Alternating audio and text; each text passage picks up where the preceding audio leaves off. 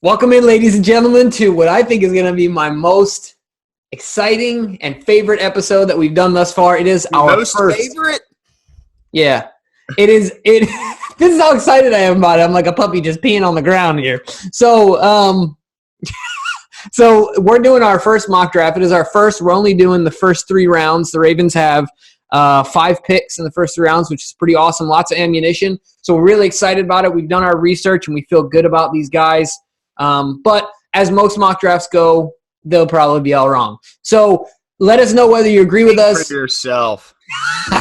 Let us know whether you agree with us or not, but we're going to get right into it. Make sure you leave your comments down below and subscribe and give us a like if you like the episode. So, Glenn, why don't you lay out the numbers as far as where we're picking in the draft, and then age before beauty. So I will let you go first in your first round. You are a true gentleman. Okay, so the 5 picks we'll be talking about on this video are 28, 55, 60, 92, and 106. So 28 being in the first round, 55 and 60 in the second, and 92 and 106 in the third.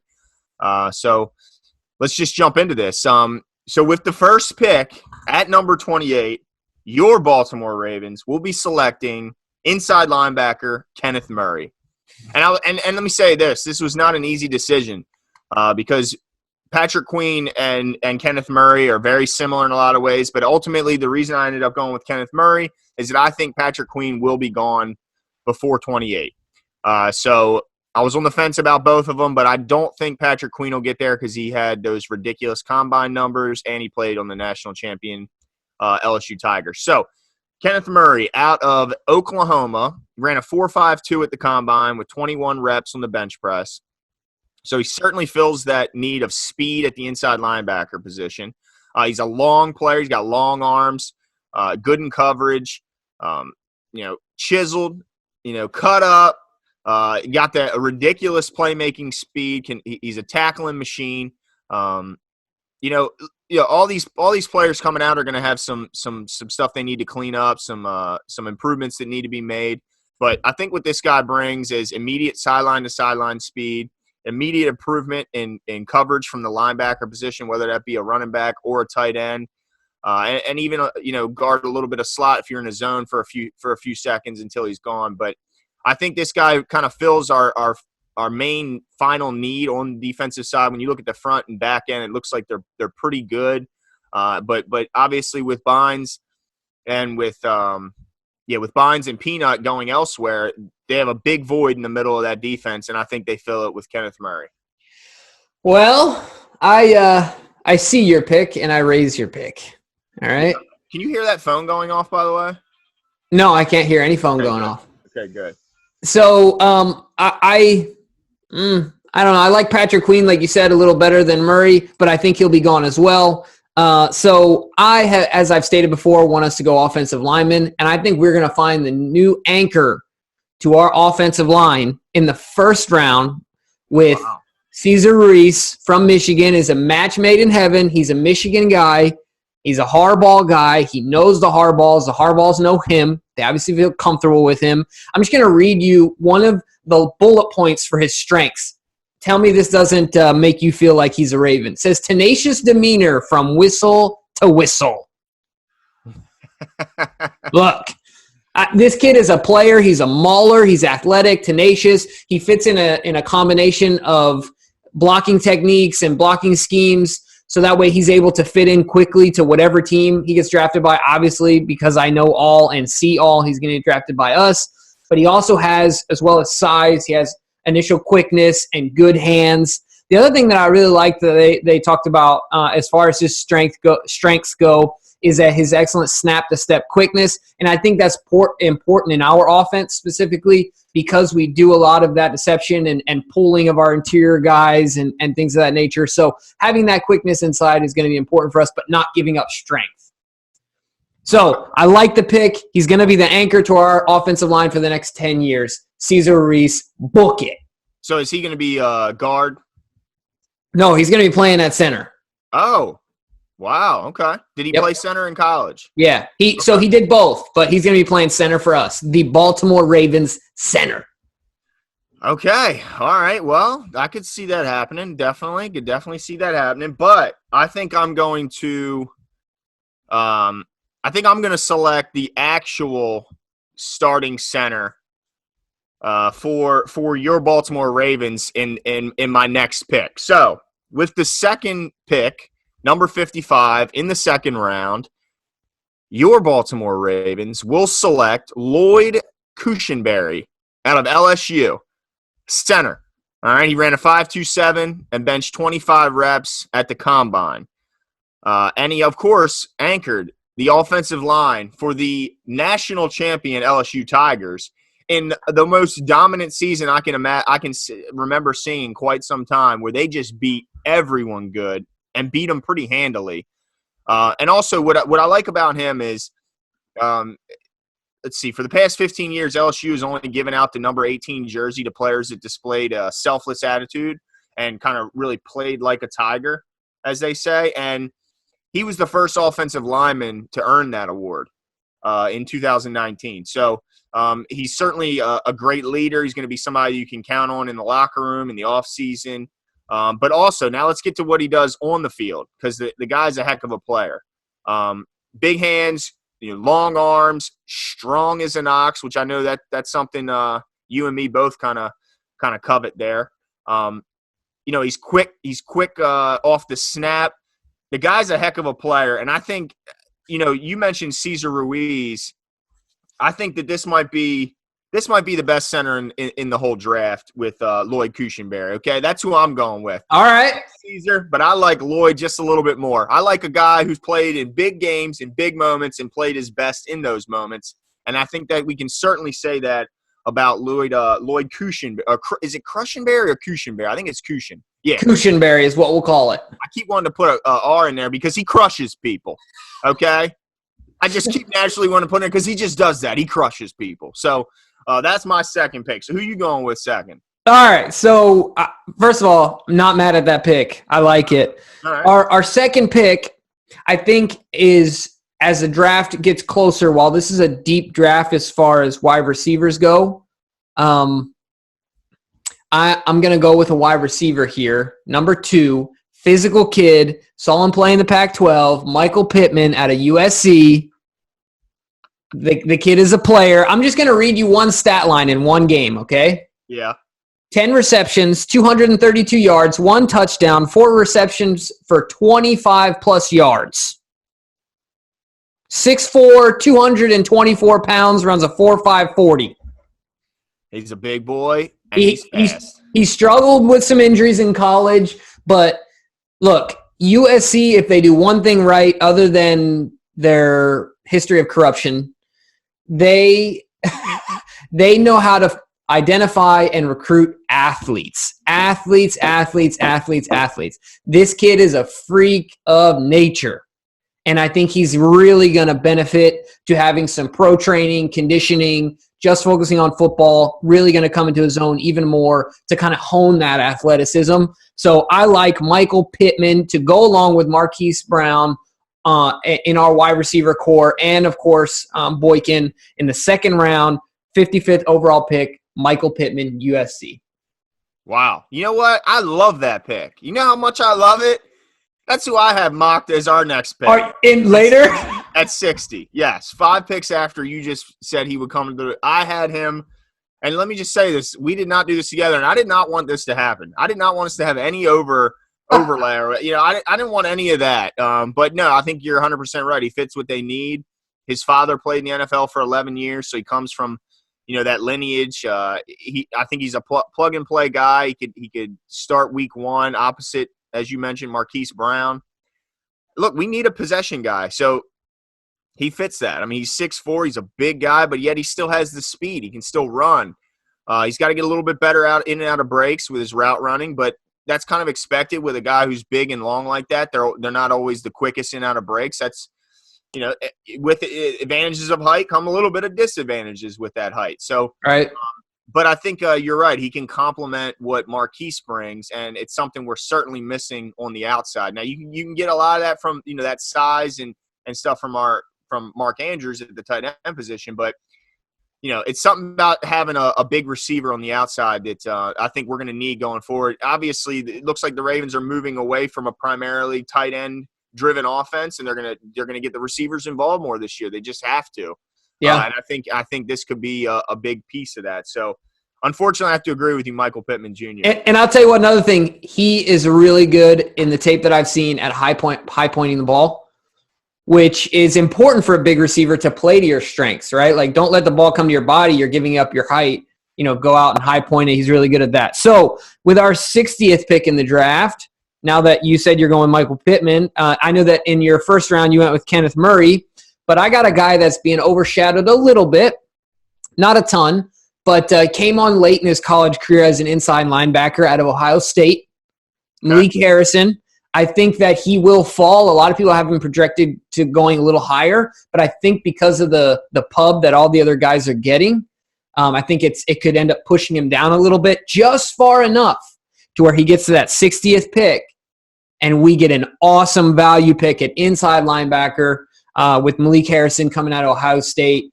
He's able to get off blocks. He's really good at fending off offensive linemen when they get to the second level. He's a physical player. As I mentioned, he came on a little later in his college career, but I think he would be an awesome fit. The Ravens are very confident in bringing in solid inside linebackers and scouting them. So, I feel once again like he would be a really good fit for our team, both from a leadership standpoint, but also just his ability to get off blockers, as we had issues with Peanut. And even Josh, not as much, but he's just older and not quite as athletic. So I think he would be an awesome fit for our defense, and I think at 60 it'd be an absolute steal. So if it's okay with you, I'm going to give you my next pick. We're going to switch up the order. Go for it. All right. So 92, right? Isn't that the number we're at now in the third round? We're at 92. Yes, sir. All right. So I don't know if you've heard much about this kid. He's a small school kid out of Southern Illinois, but I will give you some credit. Glenn, you opened my eyes to this need that I didn't necessarily think about, but we need some depth at safety. We need some kids that can come in, play some valuable minutes on special teams, and then also be there to learn from Ed Reed. Wow. I wish. To learn from Chuck, and then also Earl. There's an E. And so anyway, and then obviously for insurance, for injuries and things like that.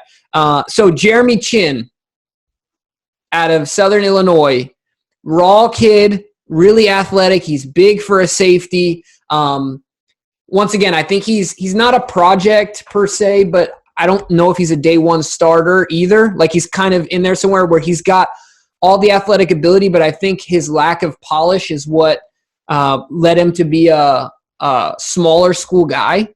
Okay. But I think that he can flourish in a role where he's not expected to come in and be a day one starter, and we can get long-term value out of him as he continues to grow into his own. So I think that we use some draft equity at 92, Jeremy Chin, Southern Illinois, safety. Did he go to the combine? I don't think so. Okay. Yeah, I was just curious. But we've had success with small school guys. You said Chin was the last name? Chin, yeah. Let me just see. I just am curious about his there he is. Yeah, he went to the combine. Oh, did he? Okay, cool. Yeah, he went to the combine. He's 6'3", 221. That's a big boy. I like that. It's a big boy. 4.45 40. I like hearing that. The dude can run and still 20 reps. 20 reps on the bench. He's a specimen, that's for sure. Yeah, no, you're right. And the Ravens certainly have a history of targeting smaller school guys and having some pretty good success. So it could be a good one. All right, so for my 92nd pick in the draft for your Baltimore Ravens, I'm going to go – I'll be honest, this pick was changed due to the recent departure of Michael Brockers and the fact that we thought we had some help up front, and now there seems to be a little bit of void, especially with the trade of Chris Wormley, which I'm sure Eric DaCosta would like to take back if given that opportunity once again. But no mulligans in this one. He has to go forward with what he's got. So I'm going to go with Raekwon Davis out of Alabama.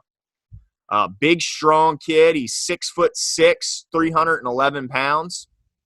He ran a 5.140 and benched 24 reps on the bench press. So Giant guy, comes from Alabama. You know how the Ravens are at Alabama. They like to go down the South and grab some Alabama kids, and I think they do that again this year. This guy is big, powerful, has all the physical traits you could ask for on the defensive front. He's long, but also plays with strength, which is a rare thing for a taller, longer guy to have play with that, still has that leverage despite being, lanky a little bit for his position. Plays the run and the pass pretty well. So this is a type of guy who I could see immediately getting playing time. Maybe not as a starter, but you know how Wink is. He likes to cycle those big boys out to make sure that they're fresh and they can keep their spark. He's not going to ask him to go in there day one and play 80% of the snaps, but I think what he could do is provide excellent depth on the defensive line, and next year really come into his own and possibly become a starter. I like him. I like Raekwon. I had a different guy there until the Brockers news hit, but I kind of like where this is going. I think Raekwon can provide excellent depth and rotational help. All right. Well, I like it. I like the pick. And I'm just going to let you know that I made a last-second change to my draft. Just now? In the heat of the moment? Well, I told you before the show started that between two Utes, I was stuck. Oh, so you went away from your boy? I went away from Lecky. I'm going with – oh, here we go. You didn't go away from your boy. You didn't go away from your boy. I'm going with Zach Moss, running back out of the University of Utah. I think what's going to happen is there will be an earlier run than expected on running backs, and that will push his draft placement up a little bit. Look, the kid can do it all. Okay, he's physical, he's fast, he can catch out of the backfield, he can run routes, he can pass protect. He was the bell cow in an offense that had nothing else but him. They would load the box, and he was still averaging per touch 6 yards a touch, whether that's a catch or a rush. 6. The kid is a player. He had some injury problems, but I think if anybody was touching the ball 30 to 35 times a game, they would have injury problems too. So we're not going to ask him to do the same thing. I think that he is a perfect fit as far as tenacity, his versatility. He would be an immediate upgrade from Justice Hill. And even, this might be crazy, I might prefer him in the backfield over Gus. Okay, I thought you were about to say Mark Ingram. No, but I'm a Gus guy. No, you are. There is no bigger Gus guy than James Haskell. But his pass-catching ability, along with, I feel like as far as a runner goes, he can already do what Gus does running the ball. But his pass-catching ability is that much better. His route-running ability is that much better. And he's a good pass blocker. I just think he's a mature player, got all the drive. He's been compared to a one Marshawn Lynch by a couple people now. Well, let me ask you this. If he didn't have a Ute jersey on all last year. Still taking him.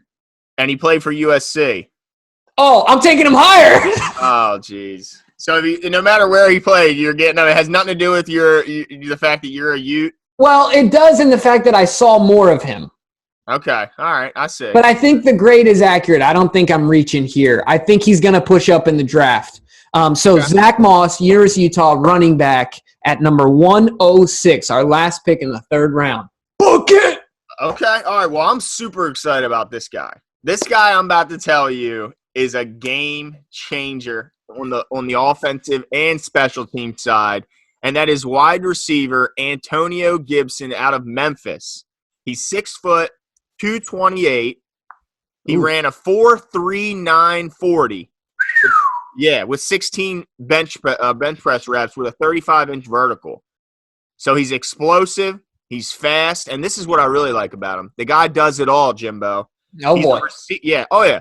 He's a receiver. Sure, he can do that. I mean, that's what he's mainly doing. But he's also a heck of a return guy, an amazing return guy. The guy can make plays, which we all know. We've been looking for a return guy for quite some time now. This would solve that need day one. He can come in right away. He can return kicks. He can cover kicks. He can play running back out of the backfield, and he can play receiver. The guy can do everything. He's fast. He's explosive. He's good with the ball in his hands. He can catch. I mean, to me, this is a perfect guy to put in our offense, a guy that can do so much. That can cause mismatch problems out of the backfield for linebackers. He can be a tough guard out of the slot. And as I mentioned, he fixes your return woes. We haven't seen any threats in the return game for quite some time from the Ravens, since Jacoby Jones, really. And that was a long time ago. And I think if all true Ravens fans will know how much Jacoby meant to that team and how much he helped us win that Super Bowl. Without him, we don't win. We don't go to the playoffs. We don't win the Super Bowl. There's no doubt about it. And in my opinion, as much as I love Joe, I still think Jacoby should have won MVP of the Super Bowl. But anyway, we'll go on from that. But this most guy, all-purpose yards in NFL history in a Super Bowl, still to this day. I mean, yeah. Anyway, so but let me just point this out. He's only had 77 touches in his college, which, as you know, is extremely, extremely low. Especially if you compare him to the guy you just mentioned, Zach Moss, who averages 30 a game. Right. I'll say this: on 77 touches, he's got 14 touchdowns. On 77 touches. Now, that's a pretty damn good ratio, if you ask me. So the guy's just a player, and I think he's just a mismatch issue, and I think he would fit perfectly in Greg Roman's offense. Nice. Well, I'm excited about these picks. Either way, whether we go on my board or your board, I'm not going to be mad at any of the picks.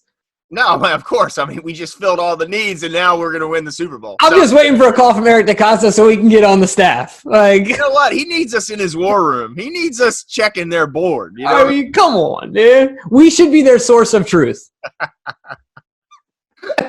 So, no, we're really excited about it. I love doing these mocks. We're going to keep doing these mocks. I think we're going to try and have as many as we can leading up to the draft, like renditions of them. We're going to go deeper into the rounds, talk about some value picks. I also think we're going to do a couple videos on specific positions, whether that's inside linebacker, safety, wide receiver, offensive lineman, to kind of break down some steals and some people we might be, brushing under the rug that we can get in the 6th, 7th round that might have a third round grade. So I'm really excited about it. I'm looking forward to the draft and the videos coming up to it. So make sure you guys stay tuned. Yep. See you.